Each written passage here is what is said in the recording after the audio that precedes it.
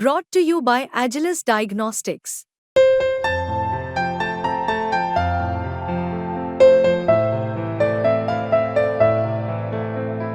Agilus Diagnostics. हमने कल एक खुलासा किया था, we done an expose yesterday, और हमने 3 लोगों से सवाल पूछे थे।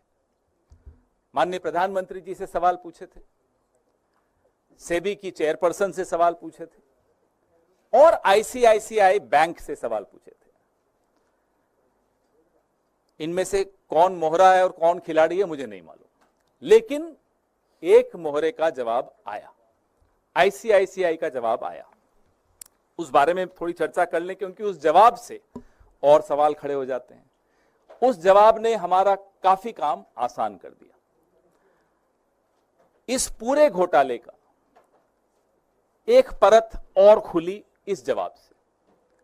दे have helped us in unlayering this expose even further. तो आईसीआईसीआई कहता है कि माधवी बुच जी को जो उनका कार्यकाल था आईसीआईसीआई में, उसका रिटायरल बेनिफिट मिला, तनख्वाह नहीं थी। ये सेवानिवृत्ति के पश्चात जो उनको पैसा देना था वो था। अब मैं अपने साथियों से कहूंगा कि वो टेबल खोलें, क्योंकि वो टेबल बहुत कुछ बताता है। इसको थोड़ा आपको दिख रहा है ये टेबल अच्छी तरह? नहीं, यहां से पीछे दिख ही रहा। तो आप देखेंगे कि माधवी बुच जी आईसीआई से रिटायर हुई और उस वक्त उनको कुछ ग्रेच्युटी मिली। टेबल में आप देखिए 71,90,000 2013-14 में उनको ग्रेच्युटी मिली। उसके आगे लिखा हुआ है अलाउंस ग्रेच्युटी फंड। 2014-15 में 5,36,08,825 रुपए, ये हम मान लेते हैं 1 मिनट के लिए कि ये रिटायरमेंट कम्यूटेड जो पेंशन है ये उनको मिल गई। चलिए मान लिया। उसके बाद मुझे एक बात बताइए कि किसी भी व्यक्ति को रिटायरमेंट के पश्चात हर साल पेंशन का अमाउंट बदलता रहता है क्या? बीच में बंद हो जाता है क्या और फिर से शुरू हो जाता है क्या? कभी हुआ ऐसा? मैं बताता हूं कैसे हुआ। यहां अगर 2014-15 में सब सेटलमेंट हो गई आईसीआईसीआई की और माधवी बुच जी की, और 2015-16 में उस टेबल में आप देखिए कि उनको वहां से कुछ नहीं मिला, नो सैलरी लिखा हुआ है, तो फिर 2016-17 में फिर से क्यों मिलनी शुरू हो गई? ये ऐसी कौन सी पेंशन है? सेटलमेंट हो गया, 5 करोड़ के लगभग आपने दे दिया, ग्रेच्युटी आपने दे दी, फिर आपने देना बंद कर दिया, लेकिन 16-17 में फिर से शुरू कर दिया। ये बड़ी चमत्कारिक पेंशन है, फिर से मिल गई। ना केवल इतना, अब मैं आपको इस टेबल पे फिर से देखने को कहूंगा।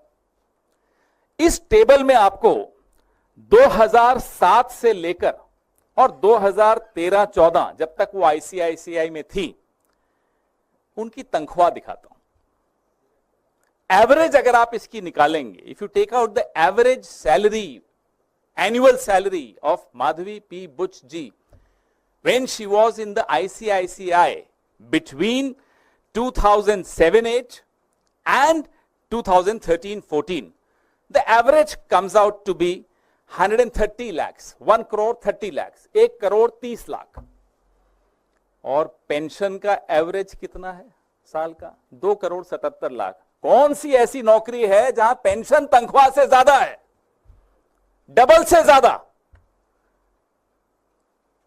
ये तो हमें मालूम ही नहीं था। ये तो कल आईसीआईसीआई के जवाब जब आए तो रिसर्च की। पेंशन से ज्यादा तनख्वाह होती है, हमने बचपन से सुना था। तनख्वाह से ज्यादा पेंशन न्यू इंडिया में आने लग गई। कुछ लोगों को मिलती है, उसके लिए आपको मोहरा बनना पड़ता है, उसके लिए आपको प्यादा बनना पड़ता है। हम इस बात का जवाब, आईसीआईसीआई से हमें कोई गुरेज नहीं है, वो दे दें, हमें कोई दिक्कत नहीं।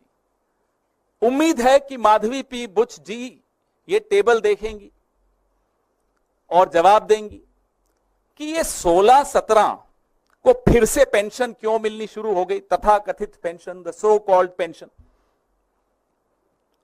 वैसे मैं आपको बता दूं, ये वही साल है जब वो सेबी में होल टाइम मेंबर बन गई थी। तो जब सेबी में होल टाइम मेंबर बन गई तो फिर से तथाकथित पेंशन मिलनी शुरू हो गई। और पेंशन कितनी? 2,77,00,000 औसत एवरी ईयर। तनख्वाह कितनी थी? मैं फिर से दोहराता हूं, 1,30,00,000 सालाना औसत तनख्वाह 2007-8 से लेकर और 2014-15 तक।